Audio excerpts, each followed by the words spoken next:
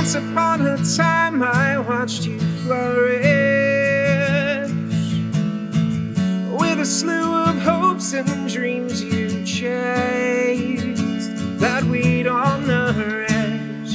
Somewhere along the path you took, you lost your way.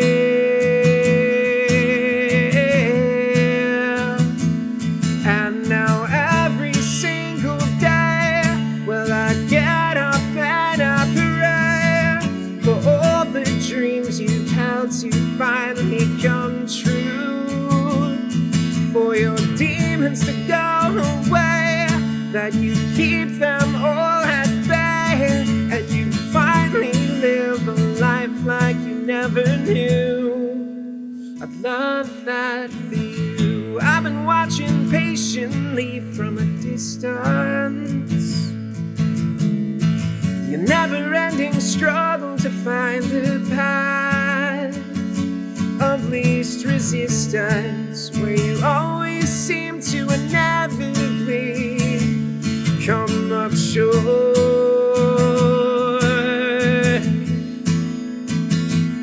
And now every single day, well, I get up and I pray for all the dreams you held to finally come true, for your demons to go away, that you keep them all at bay, and you finally live a life like you never knew. I'd love that for you. We find this world and its people aren't always up to what we expect, and we still see the reasons, but you'll find a few short prayers every now and again that help you to get by, no matter how silly it seems. And now every single day, well, I get up and I pray for all the dreams you held to finally come true, for your demons to go away, that you keep them all at bay, and you finally live a life like you never knew. I'd love that for you. I'd love that for you. I'd love that for you.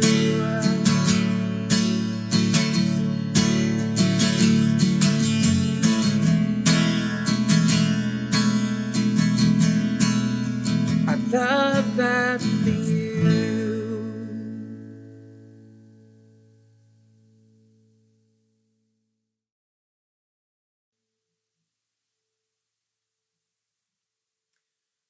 Hi, everybody. My name is John Black. I'm the lead singer, songwriter, producer, and guitarist for a band called Reverie. And tonight I'm here promoting a new album, which is coming out this coming April, on April the 12th, on all the streaming networks, on vinyl, and on-demand CD disc duplication, called Rebirth. The last song that you just heard is the second track off of the record. It's called I Love That For You. And it was written kind of as a joke initially. A friend of mine was telling me a story about a colleague of theirs who's a little bit on the younger side, and they use a phrase that's very popular now called "I love that for you." And we were just kind of poking a little fun at the phrase itself, and I thought to myself, it kind of sounds a little obnoxious. And then I started to think about the phrase, loving something for someone, and it kind of implies that you're really hoping the best for them, even if it's not for yourself. And I thought that was a beautiful concept. Rebirth as an album is a story about recovery from addiction. And it's written from the perspective of family members and loved ones who have to watch somebody close to them suffer through addiction, be it to alcohol or drugs or gambling or something else, which is something that I personally went through over the course of the last 4 years. So it's written from the perspective of my family, and just kind of how they labor under just the belief that hopefully you're going to one day get better, and that hopefully the good things that you wish for yourself are going to come true as well. And as you go through recovery, you start to learn to do that for other people as well. Even people that you don't really like too much, maybe there's somebody that you're in conflict with, you start to learn how to wish them well, and wish for the same things that you want for yourself. And in turn, I guess your social circle around you starts to get a little bit better. People start to get along more. And I'll say, for the perspective of my family, they get a lot more sleep at night now. So that's the second track off of Rebirth. This next song is another track off the same album, and it also follows the same themes. It comes from a guided meditation that was given to me a few years ago by a very, very talented counselor named Mike. And Mike told me, in the current state that I am now as an adult, to imagine that I was looking upon a younger version of myself, be it 5 years old, 12 years old, 23, 27, whatever. And to picture that person and how I would approach them, and to tell them, what's going to make them feel better in the moment, what's going to make them feel better long term, and to protect them from what's ahead, and teach them the things about life that you wish you could have been taught at that age.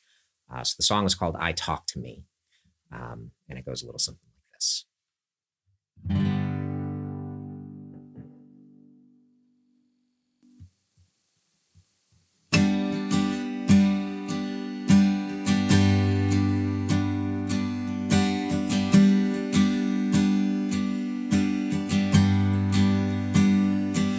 If I could talk to myself at the age of 5, that terrified little boy who just watched his baby sister die, I would hold his hand as he grew past 6 and 7, tell him never to lose his faith as he searched for her up in the heavens. If I could talk to myself at the age of 12, that isolated adolescent felt ashamed and overwhelmed, I would hug him tightly as he described all the taunts from the other boys, and I would buy him his first guitar, so he had a way to drown out all the noise. Because with anything that I could say to them at any point in time, I would pass along the message that it's okay to not be fine, that it's okay to fall down face first in the dirt, but it's important to fail even when things hurt. If I could talk to myself at the age of 18, a kid who never quite felt the love that a growing boy so badly needs, tell him not to care about the money that everybody else seemed to have, and I would hand him my cell phone so he could finally call his dad.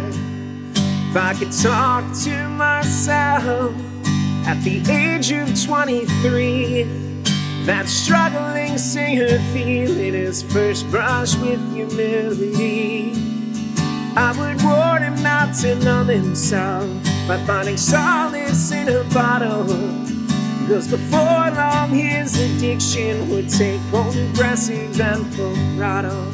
Because with anything that I could say to them at any point in time, I would pass along the message that it's okay to not be fine, it's okay to fall down face first in the dirt, but it's important to fail even when things hurt.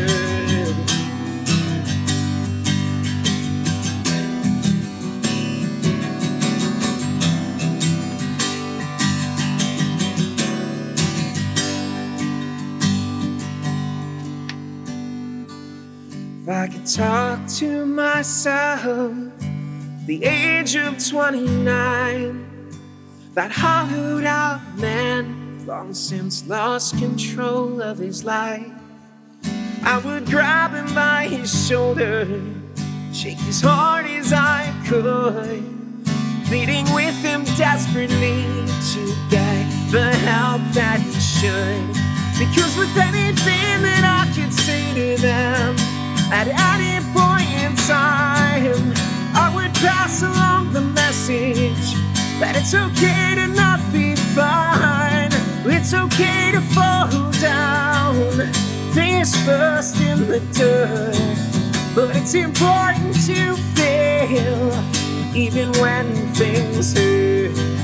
That it's important to fail even when things hurt. That it's important to feel even when things hurt.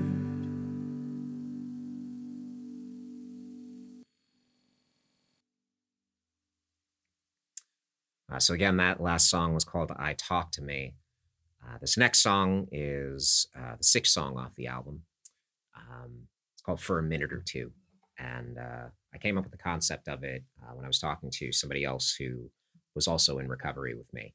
And it was a gentleman who was like the nicest guy you've ever met in your entire life, but he was an ex-football player who was just in constant physical pain from a lot of botched surgeries as a result of an injury he had when he was a teenager. And he had tried to explain this to doctors over and over again, and they kept prescribing for him, and he kept trying to explain how it feels and just what he was going through. And it didn't really feel like anybody was listening to him. And eventually he got addicted to painkillers, which turned into heroin, which turned into fentanyl. And he was trying to leave treatment one day, and a bunch of us kind of gathered around him. You know, he said, "Hey, you know, don't do this. Don't leave early. Don't leave before you're ready." And he said to us, "You know, I love you guys, but I really wish that I could find a way to explain to you how this feels. Like, I wish we had that almost matrix style technology where you could physically plug yourself into another human being just to experience their pain for just a second so you could see what it's like. Not to hurt them or not to do anything like that, but just so they could get inside your head a little bit, and then unplug just so they knew and they had some idea how to respond or how to identify with you." And I really liked that concept. I hate the fact that he was in so much pain, but I thought, well, what a great concept, what a great model. And I started trying to forecast that as to how would you translate that to like what you're going through mentally. So I came up with this song on a Thanksgiving Day, 2022. And yeah, I really like what came out of it. So this is For a Minute or Two. And once again, my name is John Black, and my band is Roots Reverie.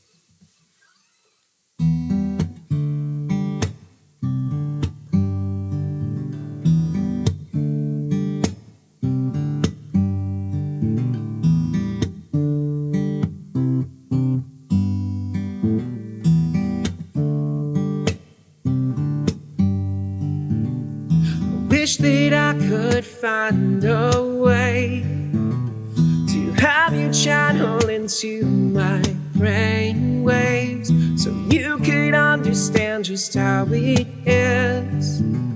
How I always seem to end up like this for a minute or two. Yeah, that's all I need for a minute or two, so I could explain it to you. You see, on paper I've got everything I need: the brains, the talent, the loving family. But I reach this point where my mind starts to lie. It tells me that none of it's worth it, that I might as well die. It's when I wish that I could find a way to have you hear all of the things that I don't say, so you could understand just how it is. How I always seem to end up like this for a minute or two. Yeah, that's all I need for a minute or two, so I could explain it to you for a minute or two. Yeah, that's all I need, just a minute or two, so I could explain it to you.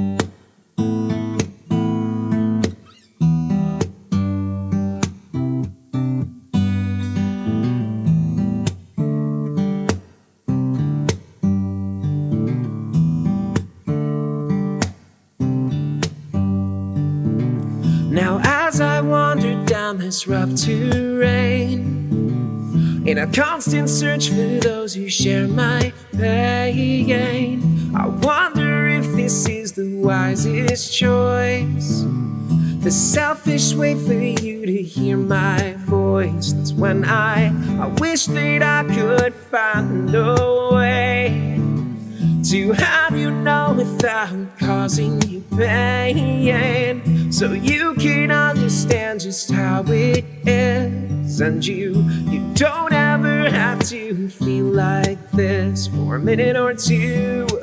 Yeah, that's all I need, for a minute or two, so I could explain it to you for a minute or two. Yeah, that's all I need, just a minute or two, so I could explain it to you.